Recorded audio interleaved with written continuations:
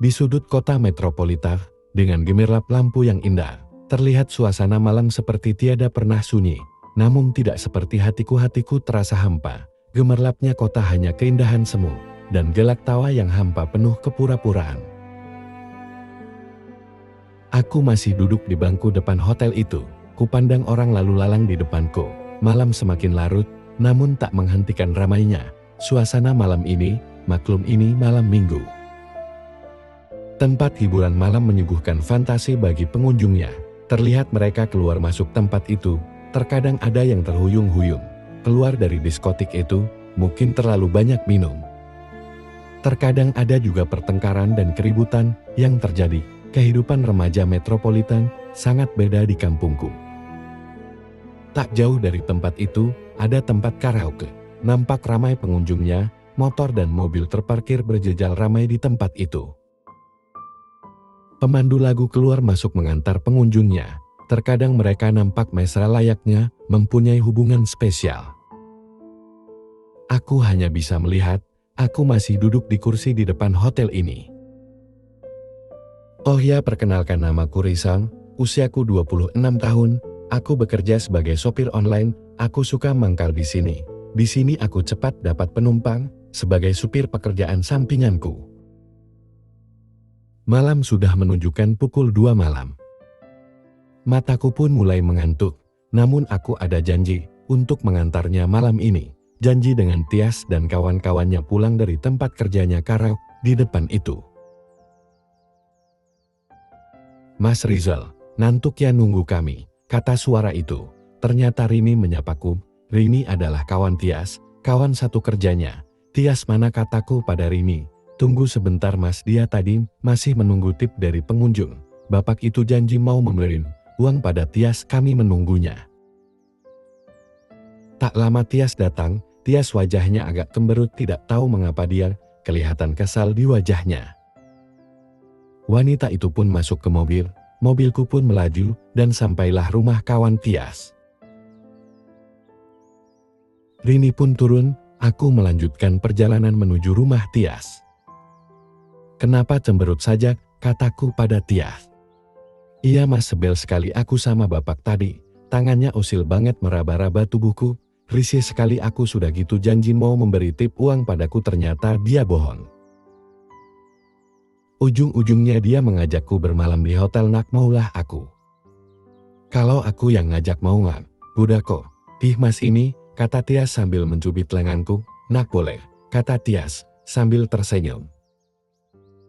Aku lagi butuh duit mas, orang tuaku sakit keras, adikku belum bayar sekolah. Aku tiba-tiba iba pada gadis itu, aku kasihan melihatnya. Tias terlihat lelang, Tias orangnya cantik, kulitnya putih, tingginya kira-kira 160 cm. Pernah Tias cerita padaku, orang tuanya orang tidak berada, ayahnya buruh bangunan, ibunya tidak bekerja, dia punya adik perempuan masih SMA. Saat itu datang Pak Anto ke rumah Tias. Pak Anto bilang mau memberi kerja pada Tias. Selama ini banyak gadis dari desa dibawa Pak Anto ke kota, katanya diberi kerja. Tentu saja orang tua Tias senang anaknya cepat dapat kerja, padahal Tias tidak suka. Dia ingin tinggal di desa saja membantu ibunya di ladang. Pak Anto terus merayu orang tua Tias dan memberinya uang. Ayah Tias menerimanya. Sampai suatu saat Pak Anto bilang uang yang diberikan Pak Anton pada orang tua Tias adalah hutang yang harus dibayar. Bukan pemberian cuma-cuma, tapi itu hutang. Dan yang lebih mengejutkan, uang itu berbunga, dan bunganya harus dibayar Tias. Janjinya Tias akan dipekerjakan di rumah makan atau buruh pabrik. Ternyata di karaoke sebagai pendamping tamu, dan ada juga kawannya dijadikan PSK. Kasihan sekali gadis-gadis itu. Kulihat Tias menatap ke depan, tatapannya kosong, aku semakin tak kuasa melihatnya. Seandainya dia kekasihku, tak kuizinkan dia seperti ini. Kujadikan ratu dia di rumahku. Aku ingin lari dari kerjaan ini mas, tapi aku takut Pak Anton dan kawan-kawannya mencariku. Bisa saja dia berbuat kasar kepadaku. Aku takut Mas, tidak tahu aku mengadu sama siapa. Aku takut. Berapa hutangmu pada Pak Anton, tanyaku. 10 juta Mas, kalau dengan bunganya 14 juta, aku tidak tahu bagaimana membayarnya. Tias menitikkan air matanya, rasanya ingin ku basuh air mata itu. Kami sama-sama terdiam. Sampailah rumah kos Tias, gadis itu pun turun, dia melambaikan tangannya kepadaku, kasihan dia. Mobilku pun meninggalkan tempat itu. Sepanjang perjalanan, aku selalu teringat kesedihan gadis itu. Kenapa aku jadi selalu memikirkannya? Apakah aku mulai suka dengannya? Hari mulai pagi, ayam jantan mulai berkokok. Sang surya sebentar lagi akan duduk di singgasananya. Aku bangun dari pembaringanku. Tiba-tiba HP-ku berbunyi. Kungkat HP itu, ku dengar dari seberang suara Rini memanggil kor. Bang Rizal, saya minta tolong. Tadi malam sesampai Tias di rumah, Pak Anton datang menagih hutang kepada Tias. Tias belum ada duit, Pak Anton memukulinya. Tias sekarang di rumah sakit, tolong Bang.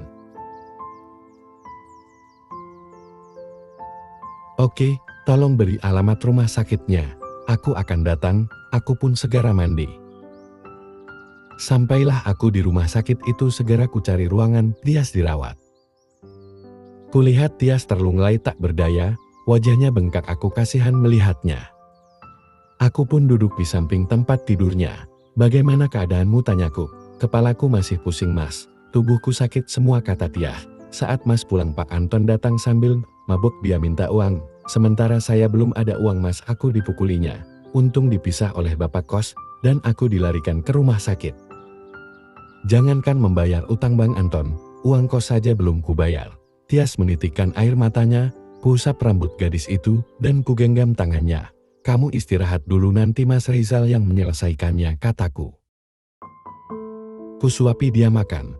Ayo makan dulu biar cepat sembuh. Bersyukur Tias punya BPJS, sehingga biaya rumah sakit tertolong tanpa biaya.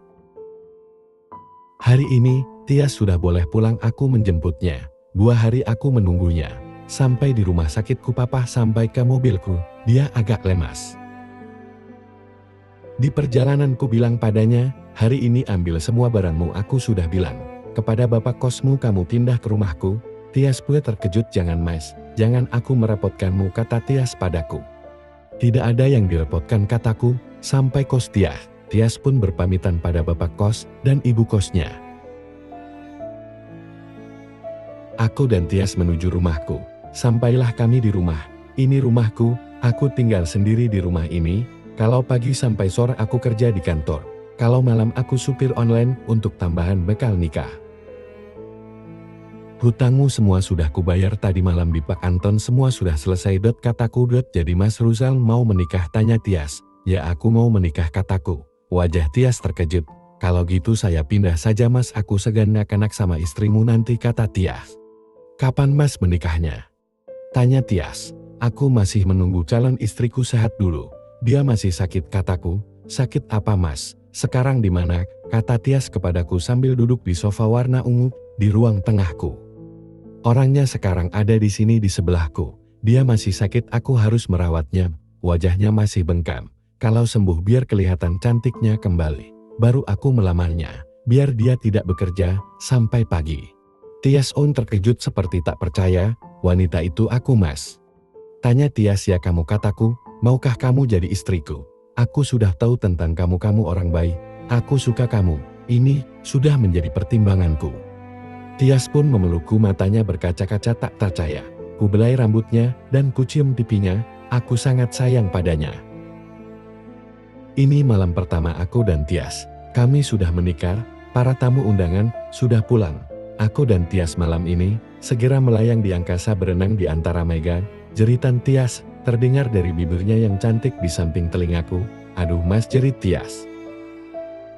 Itulah kisahku dengan Tias, wanita cantik yang kini jadi istriku.